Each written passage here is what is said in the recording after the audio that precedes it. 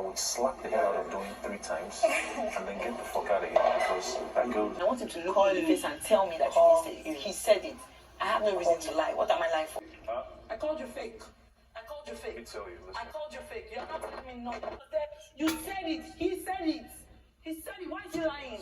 He said it. You know my father. And fucking last time. Are you hearing me? The fucking last time. Give me. Hold on, bro. Listen. No. Bitch, it's not in my fucking head. You will never in your life. Oh my God. He said it. You think we don't know that he said it? He said it. Why are you trying? Okay, fine. So how did you know about the Nengi situation? That's crossed like Nengi. Hello everyone and welcome to my YouTube channel. This is Fun Pop with Lillian. So let me take you to the genesis of this matter. Earlier this morning, Alex and Doyin decided to analyze the whole parrot thing that happened. So according to Alex was telling Doyin that after she narrated herself and how everything played out, that Pere had a conversation with Kim and Cross in the night, telling them that he never said any of those things that Doyin mentioned. In case you've not been following, okay, the conversation is that Pere was the one that told Doyin and Ceec that he had always told Cross that he loves Kim, that who Cross love is Nengi, that he was shocked that Kim now came into this house now, and Cross now moved straight and snatched Kim from him. But now, Pere is telling them that he never said those things, that conversation never happened. Okay, and Doyin was trying to tell them that Ceec was there. Why are they trying to make her look like she's a crazy person? Now, fast forward this morning now, and Alex is telling Doyin that Pere still maintains his ground, that he never said all of those. And Doyin went about it saying how that this conversation happened in the lounge, that Pere was even the one that gave them. How will she on her own know that Cross liked Nengi? That Pere was the one that gave them the full gist. That in fact, Pere was, gisting them, and Kim now came in. And Ceec and Pere decided to switch, change the whole conversation. But she insisted they continue the conversation. But the both of them, a kind of checking out because Kim was now present now. And Doyin said, it's fine. It's fine to blame her. It's always easy to blame her. That people in the house, they know who they always, come after. Why didn't they even go after Ceec, being that Ceec was present in the whole conversation, but they just made it about her? That it's okay. That she still remember the day she insulted her parents, the first parrot discussion. That what did fraud came? That fraud came to her and told her, you don't even need to be angry. That should be you insulted Adekule's parents at the reunion. That nobody blamed Ceec for insulting her parents. That it's cool because, everybody in the house, they look face before they pick their battle. And Alex even affirmed that, saying yes, that people are scared of the people with the huge fan base. That okay, why can't Ceec even come out and drum support for her, saying yes, this is what Pere said, I was with Doyin when all this happened. But Doyin said it's fine. She has decided to move on, that it's her battle, but what nobody will do to her is lie into her face that she lied, that she still maintains her ground and maintains everything she said, that this conversation happened, that Pere said all of that. Meanwhile, when Alex and Doyin was having this conversation, Kim could overhear everything because Doyin's voice was very loud, and being that they were in the dressing room, so Kim could hear them. Even Kim confirmed that when she went to apply lip gloss, that she heard everything Doyin said, that Doyin is still maintaining her ground, that Pere said all those things. Now Kim came to Pere saying that this girl is still maintaining her ground, that it means something, that she said you can't even come to her face and say it boldly that you didn't have that conversation with them. That Doyin is still saying you're the one that said that Cross snatched Kim from you. But then Pere now said, what do you know about saving face? That Doyin is trying to save her face from all that happened, that she's seeing the way the whole housemates are against her, and she's trying to save her face, that's why she's going on about this conversation. How do I know that Cross like Nengi?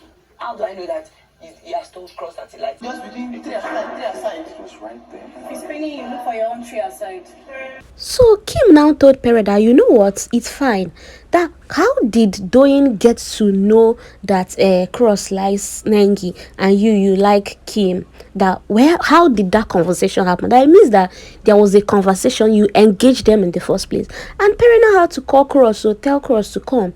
That is this conversation not what he has been telling the whole house? That they've had this conversation severally. That there was a day he said that if there is any girl that will walk in here and he will form a ship, that who did he mention? And Cross replied, you mentioned Kim. And then Pere now asked Cross, and who did you yourself mention? And Cross now said, I mentioned Nengi. And Pere now told Kim that is just a general conversation, that not like it's a special thing, that just, a conversation that just happened between, an exclusive conversation that just happened between him, Doyin, and Ceec. But he now said, Kim now said, you know what, when we leave here, we'll watch the clip, we will get to know the truth.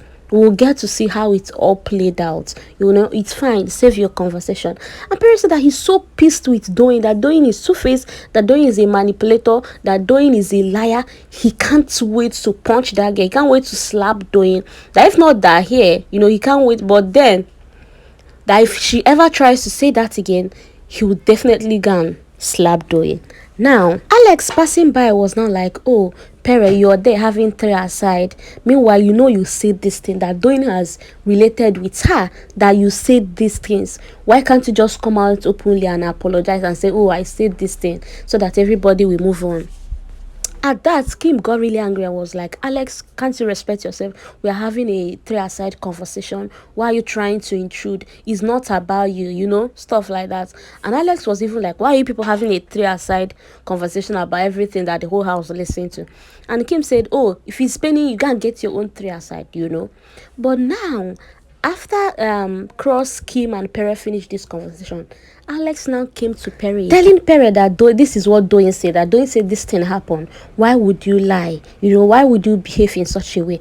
And Pere now told Alex that he's not going to engage in a conversation with a very stupid person. He's not going to engage in a conversation with an animal. Doyin then, passing by now, decided to start talking to Pere across the kitchen like, you said this thing. Ceec was there. You are a liar. You are a fake. When this girl comes out, she will still watch that video. When she watch that video, you will still lose her.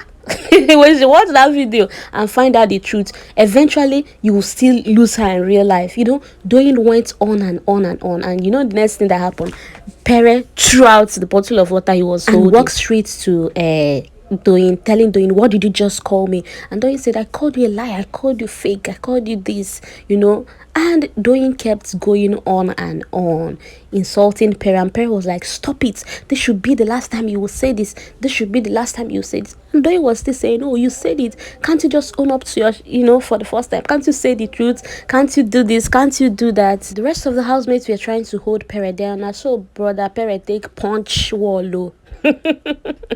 I don't even know that this big brother's house, is it carton they use in building it? I'll be waiting, because this one look like pepper. Oh, is it like this house that's staying in his carton? I'll be pepper, because his parent that strong to just break a wall. Immediately this happened, Doyin started calling on Ceec to come out and confirm this whole conversation. Why is it looking like she's the only one trying to voice out, and why are they making it about her? And Ceec said, I don't want to have this conversation. I said, Doyin, dead this conversation. Doyin was like, Ceec, why don't you want to say anything? And Ceec said, I don't want to say anything about this because I want us to end this conversation. Do you think Pere doesn't know what he said? He knows.